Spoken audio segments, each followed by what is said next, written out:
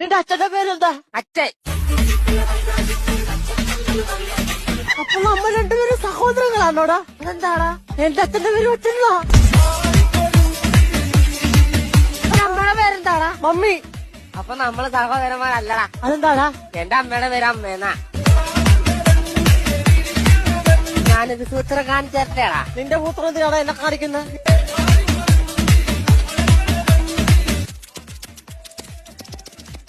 ഇതെന്താന്ന് പറ.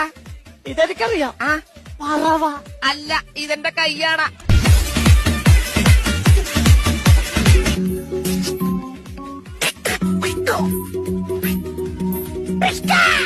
ഇതെന്താന്ന് പറയടാ.